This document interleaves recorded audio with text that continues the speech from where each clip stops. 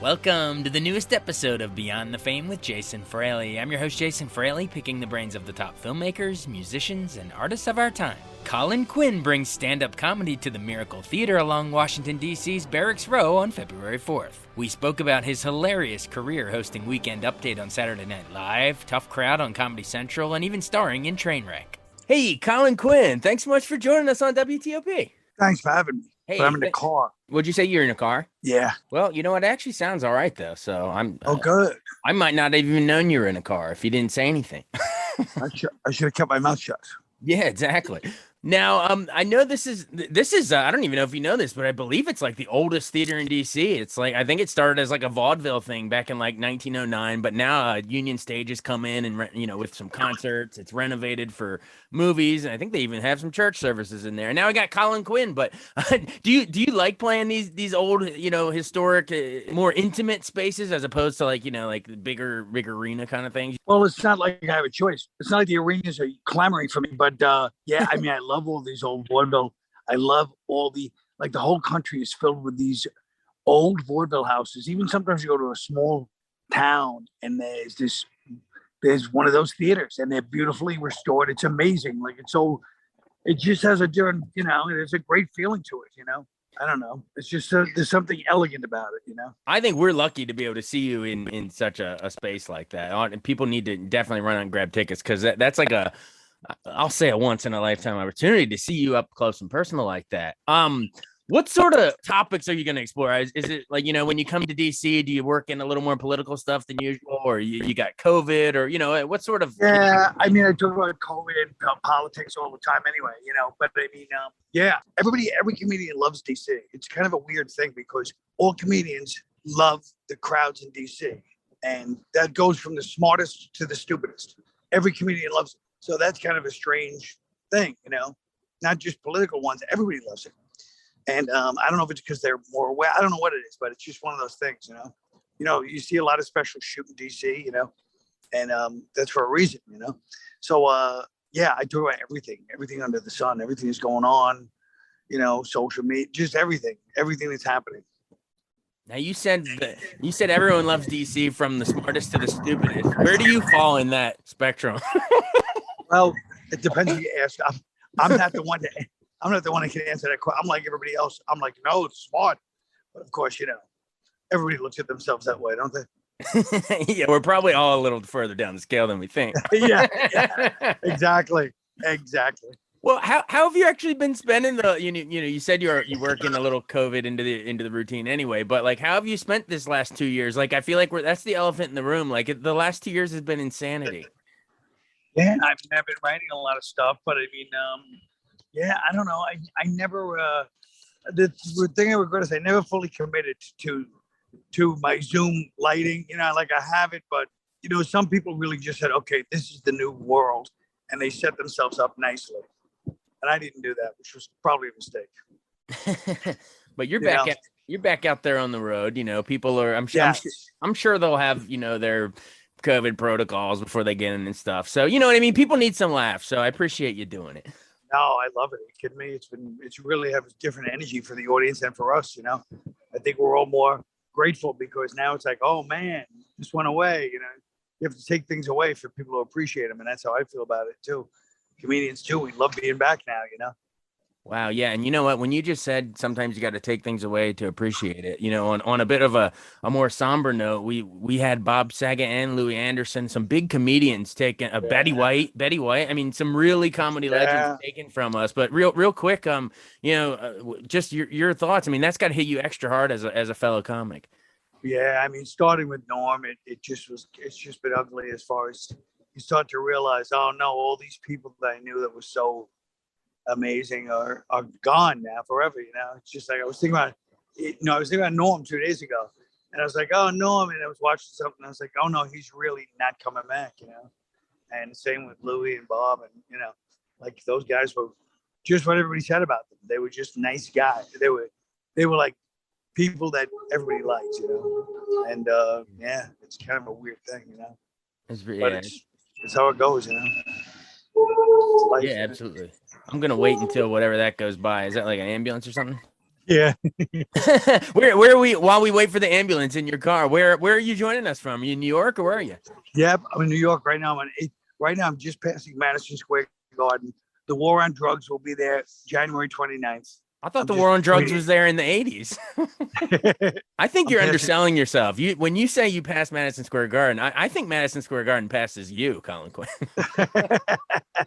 Yeah. Yeah. Cool. Well, I think the siren went by, so we stalled for a minute. That's good. All right. So That's so good. so you were born up that way, right? You were born in Brooklyn in what, like Yes. 59 or Yeah. something. What comedians did you like growing up? Like, do you remember how you got sparked by the whole concept of comedy? Well, I mean, me and my brother used to listen to George Carlin and Richard Pryor albums all the time. And my whole family loved George Carlin because he was this Irish Catholic New York guy. But Richard Pryor, we would sit there and laugh. We couldn't believe how funny he was, how kind of all the character stuff he did. This is back, in the 70s. And then I saw David Brenner, of all people, on TV on The Tonight Show. I was like, oh, you could be like a cool guy like this guy and do comedy. Because he had like this brown leather jacket and open shirt with like gold chains and shag haircut. And I was like, this guy's cool. You know what I mean? That's right, David Brenner, back when I was a kid. So those are the ones that kind of influenced me the most. Gotcha. Yeah, I don't remember seeing you, Colin, with open shirt and gold chains, though. I don't remember that. No, believe me, if I was around in the 70s, I would have been right there. Right, exactly. Instead, you started, professionally around what, like early to mid 80s, I guess. Mid 80s. I was wearing a members only. There's pictures of me with members only jackets. Yeah. Well, careful. Those are the members only is how you whack Tony Soprano. That's the jacket you wear. That's right. That's right. Wait. So what? Remind our listeners then. Obviously, you started doing stand up around clubs around town, but did you also start didn't you write in Living Color as well? Yeah, I was already doing stand up for a few years by then, but yeah, I was on MTV. Then that ended, and then I started writing on Living Color. So I figured I'll get into writing, and then I started writing in SNL. Then suddenly I was on SNL, and then back in performing. But I feel like writing was my favorite. Like writing is still my favorite thing to do. Oh yeah, absolutely. Yeah. So you said you were on MTV. What was it called? Was it Remote Control? Remote Control, yeah. Wow. Any memories of that really fast? Oh my God, we had the greatest. We were all young. It was just great. So much fun. Like we would travel like everybody that worked at MTV was friends. So we'd go to these parties, like 50 people, just these giant parties together. And, it was just a great time. And we still keep in touch. Yeah, what a classic little game show there. But then I want to get to SNL, but real quick before I move off in Living Color, remind us which sketches you did, because a lot of people don't realize which writers write which ones. They remember Homie the Clown and the actors, but which sketches did you help write? Well, I didn't help anything. I mean, I was there the last year, so okay. Everything I did was just I would add like jokes in, but I wasn't. They were in their final year when I was there. In fact, Jim Carrey left halfway through to go do Ace Ventura, that movie that set him on the road to, being Jim Carrey. And I remember I had read that movie and I was like, oh my God, I can't believe he's doing that movie. What a mistake. What a disaster that movie's going to be, Yeah, little did you know.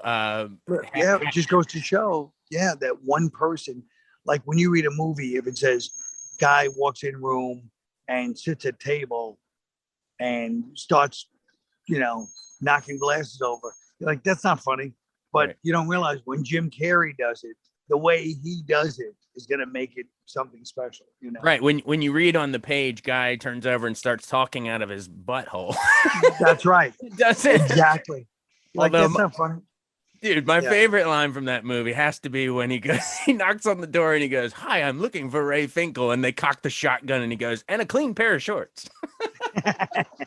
Exactly. And the way he did it, his delivery exactly was so unique and so funny that it, changed everything. Well, he influenced so many people at that time too. Ace Ventura, The Mask, and Dumb and Dumber all in the same year. I mean, come on, you can't top that. Oh my God. No. Okay, cool. Well, I mean, we could go Jim Carrey all day, but I want to, tout Colin Quinn's career. So you joined SNL Sure. after In Living Color. You joined SNL in '96, but then I think you start hosting Weekend Update in '98. One of my favorites to do Yeah. it. I gotta say, you're one of my favorites of all time in Oh, that thank spot. you. Um, Thanks. how did that? You mentioned the late great Norm Macdonald. So didn't you take over when he was fired? Was it over the whole he was making Yes. OJ jokes and stuff? And is that why he got OJ fired? jokes. Well, that's probably one of the reasons. But I mean, yeah. And then he just once he got fired, then they were like, okay, you're doing it. And I was like, well, I don't want to. If he's, I don't want him leaving. But if he's gone, I'm doing it. And I was like, yeah. So I just did it. How tempted were you to make OJ jokes that first time out? Well, I did make them actually. You Yeah. did? You carried it Sure. on? Oh yeah, of course. I had to carry the tradition on. That's so great. That's so great. And then yeah, OJ was Norm's big thing with his amazing, Oh yeah. his amazing signature dry delivery. But what Oh, was you master. what was sort of the big things that you got to? I guess it was like the Clinton scandal. What else was really big on your tenure? Yeah, I mean the Clinton thing was the big one, of course, when I was there. I mean, it was ridiculous how big it was. And it's so funny because when you look back, you go, that was really big. But at the time, it's just like the news that's happening. So you're not even thinking about it because it's like a weekly thing. You know what I mean? So now I look back and I go, that was huge. But when it was going on, it was kind of like, yeah, this is just the news this week. Oh, that Clinton thing, yeah, that's going on too. Like you don't even think in terms of history when you're doing it. But I met Clinton a couple of years afterwards, and he told me too. He goes, "Yeah, you had a lot of fun, yeah, didn't you?" At my expense. I was like, "Oh boy." Yeah, those jokes write themselves. So That's what I liked about. That's what I liked about him is that he confronted it right there. He wasn't like he wasn't pretending it didn't happen. Right. Well, did you who do you think was, I mean, obviously we would both agree Colin Quinn was the best Weekend Update host if in this format we Oh have no, to. I would. But yeah, who would you, I guess that's my question is who would you say you think nailed that role the best? Was it Norman? Well, I think it was Dennis. I mean, I thought Dennis Miller changed the game, but we're forgetting Chevy Chase. Chevy Chase was great at it. Nobody had ever done that before. Yeah, you're right. He set the tone. Set the tone. Yeah, I mean, there's been so many great ones to do it, but I personally, I thought you were right up there with them, man. I really thought but that could have just been that was my childhood. So, but man, I loved it. Thanks. But then I got to tell our listeners to go back if they've never seen Tough Crowd with Colin Quinn. It was on Comedy Central. I think you might have followed Jon Stewart, The Daily Show. We did. Yeah. That show, man, I mean, that to me, I thought that is like quintessential like early 2000s comedy. I think it ran from like 02 to 04 or something. But talk about how fun it was to be. It was like the laid back style, almost like you were in a pool hall or whatever, I think. And then you had your fellow comics like Jim Norton and everybody on. But like how much fun was it doing that for those couple of years? It was really fun. I mean, because everybody just every day was a surprise. Nobody we didn't believe in too much rehearsal. It was just like, say whatever you want to say, and we'll leave it all in. So it was very shocking and at the time to people, but it was also very honest. And you don't see that in a lot of things, Oh, it was gold, man. And then of course you start getting to do a couple movies around the same time. You were a bodyguard at Night at the Roxbury. Oh, jeez, yeah. I guess because you had your SNL pals with Will Ferrell and Chris Kattan, but right. What is the biggest misconception about that? The Roxbury head bob. What's the technique? Let's get some Seinfeldian a little bit on this. What's the proper technique of the head bob? What do people get wrong about the bob? Well, I mean, I think that it was, I think that they overdo it. Like Will and Chris based it on some guys. I think Chris, or I forget which one, they were at a club and they were watching two guys bob their heads. And I think it's also, you have to have a little bit of the expectation and the fear of like, hey, I hope I'm fitting in here. And I feel like they caught that, like when they go to each other, me, him, me, like, who are you calling over to dance? Like there was a vulnerability to the original head bob that I think people have to keep in mind, So it can't be too cocky. It has to be a little fear in there, a little vulnerability. Yes, it's right. It's cocky, but underneath there's got to be a little fear. Okay, cool. And then, of course, your other pal, SNL pal Sandler, has you come in to play his childhood rival Dickie in Grown Ups. How fun was that? How fun was that with Sandler? Oh, that was a magic time for all of us, you know? I mean, Sandler really sets it up so that all his friends are involved. And that summer, I was with Norm the whole summer and David Spade and all these. But I mean, we would just walk. I would be laughing like a fan the entire time.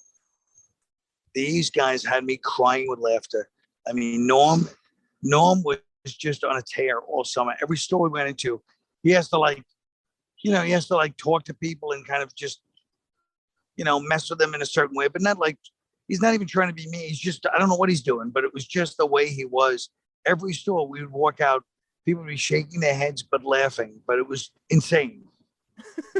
There was nobody like him, Oh, priceless memories that you have with that guy, man. Yeah, All those guys. yeah. That summer was something.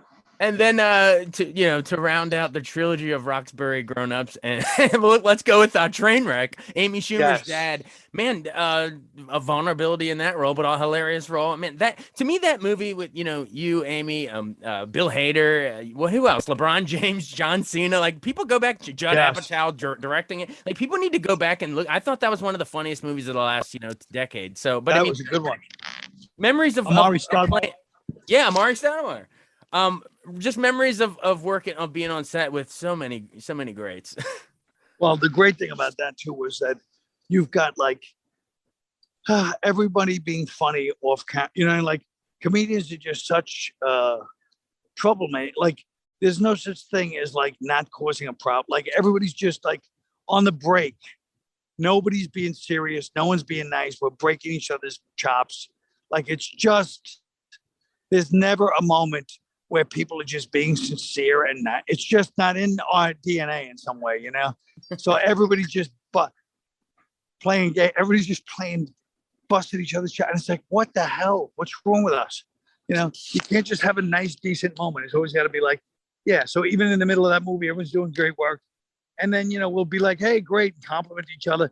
But like actors are so much more sincere, Comedians are just, we just got to start trouble all the time with each other. It's like our sport, It's a way of saying, hey, I'm glad to hang out with you. I mean, that's what we live for, Right. I'm gonna if I'm busting your balls and ragging on you, it means I'm enjoying being around you.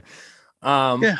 Well, cool. Well, I mean, those were three great movie roles, but one that you probably regret turning down was Scott Evil in Austin Powers. Oh my God. Is that your biggest? I mean, you mentioned, passing, or not necessarily passing, but reading the Ace Ventura script and not thinking it'd be anything. But did you read Austin Powers and think this isn't for me? And then you said, oh my gosh, no, I had $1 million. It was even worse than that. People said Mike Myers is looking for you. So I go, oh, Mike Myers, yeah, he's great. And he finally gets my number and he calls me up. This is before, email and stuff. Calls me up and he goes, hey, I saw you on Larry Sanders doing the Sun. I want you to just basically do that. You were so good. I want you to do that in this movie I'm doing. This movie about, he describes Austin Powers to me. I go, hey man, it's great. I'm busy though, He goes, well, it's only a few days. I go, yeah, I'm writing my own thing now. He goes, well, you're shooting it? I go, no, I'm just writing it. He goes, well, you could write it on the plane. I mean, this is going to take no time. It's going to be a great movie. I go, it sounds really good. Good for you, Mike.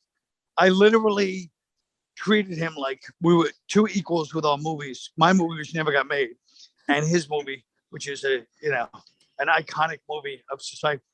It was so typical of me that I'm totally upset, but there's something about it in my personality that it's not even that weird of a story, except the fact that it turned out to be Austin Powers and it was great. And he made it so comfortable that I could have just walked in and did it. There's no other thing about that story that's different from most of my life, sadly. You find it pretty fitting. Yes. It's on brand, as we say today.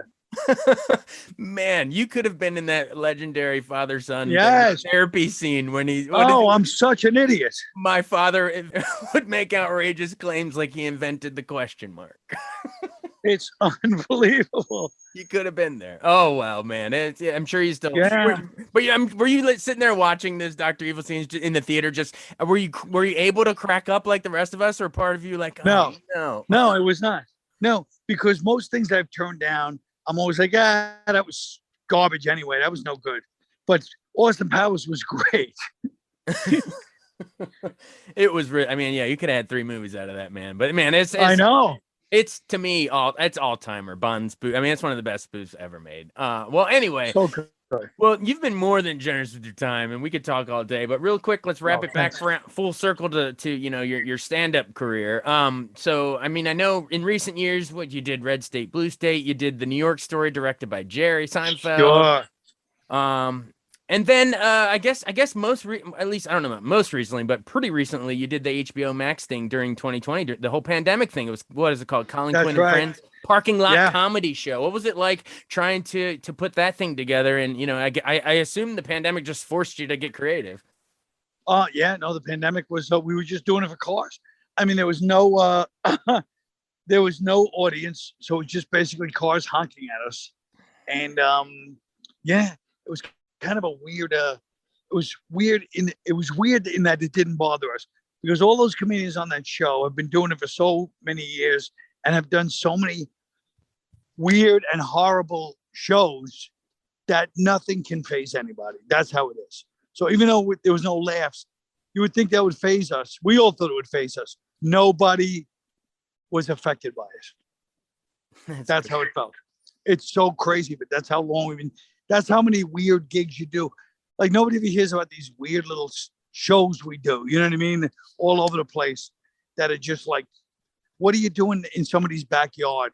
What are you doing in a at a basement poker game? What are you doing in a living room? Like, these kind of things go on all the time in comedy, and we don't even think about it. You know what I mean?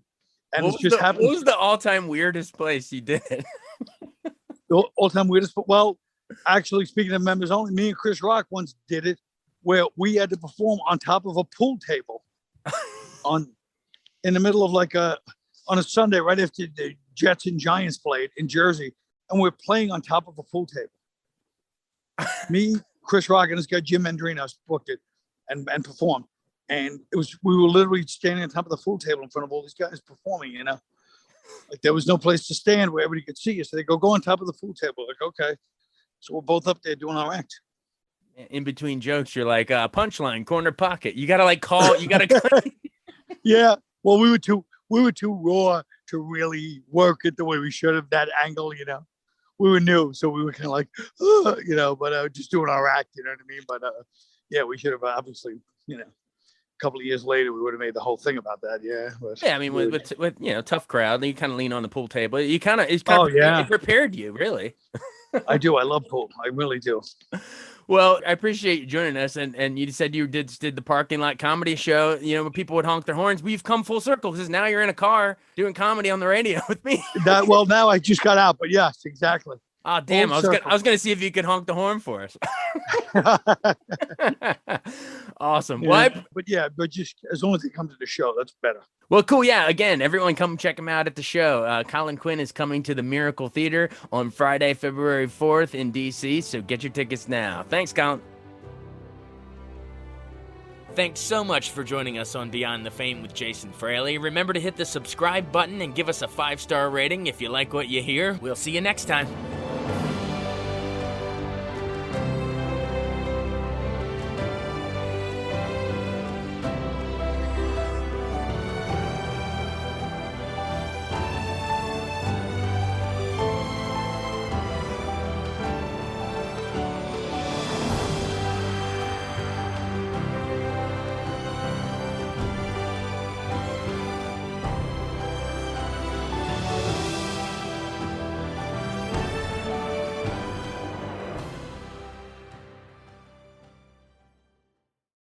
I wanted to take a second to tell you about an app I really enjoy. Living in the DC area is great, and Podcast DC gathers all of the local shows that I like all in one local app. Health, sports, local news, politics, and so much more. Podcast DC is the new local app with hundreds of DC area podcasts to choose from. I can earn exciting rewards just for listening and share the podcasts I love instantly. Available in the App Store or in Google Play, listen local with Podcast DC.